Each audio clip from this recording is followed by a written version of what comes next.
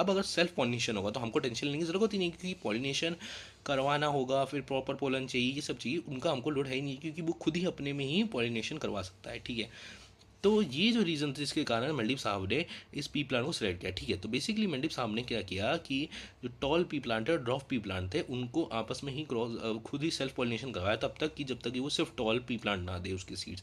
उसको उन्होंने होमोजाइगस कहा, क्योंकि उसके अंदर कोई भी देखो कोई भी कैरेक्टर को एक्सप्रेस करने के दो ट्राइड्स होते हैं या ट्राइड्स होते हैं, और उन्होंने क्योंकि देखा कि सिर्फ टॉल ही पी प्लांट आ रहे हैं उसके सीड्स, तो उन्होंने उसको कैपिटल सी रेफर किया। और जो ड्रॉप है उसके लिए उन्होंने स्मॉल टी रेफर किया। हेटेरोजाइगस के लिए उन्होंने कैपिटल टी और स्मॉल टी रेफर किया। हेटेरोजाइगस कौन सा प्लांट है?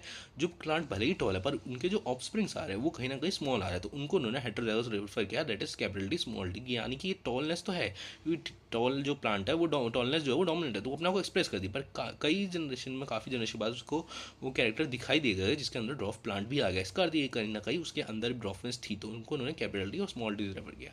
अच्छा, डोमिनेटली क्या होता है? बेसिकली जो अपने आप को होमोजाइगस हेटेरोजाइगस कंडीशन में एक्सप्रेस कर सकते हैं उसको हम डोमिनेट कहते हैं, इससे सिर्फ अपने आप को होमोजाइगस में एक्सप्रेस करते हैं। उसके बाद सिलेक्शन के जो कारण थे पी प्लांट को, वो था कि many generation can be study. दूसरा, अवेलेबल सैंपल साइज बहुत लार्ज था, लगभग 28,000 से लगभग 30,000 के आसपास। जो ट्राइड थे 7 कॉन्ट्रास्टिंग कैरेक्टर थे, और वो कैन भी सेल्फ पॉलिनेट अपने आप पॉलिनेट कर, तो किसी भी पॉलिनेशन का स्ट्रेस नहीं था।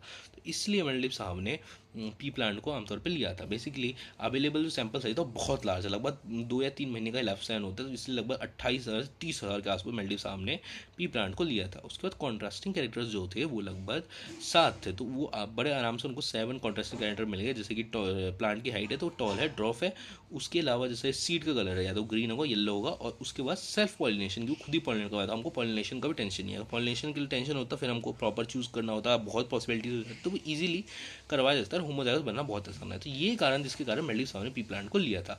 अब ये जो वीडियो है बेसिकली वो सिर्फ इंट्रोडक्शन है कि मेल्डिव साहब ने कैसे उस एक्सपेरिमेंट को किया था, कैसे कैसे किया था, क्यों उन्होंने पी प्लांट को ही सिलेक्ट किया था। और ये जो पी प्लांट था इसका नाम था pisum sativum, that is pisum सताइवम।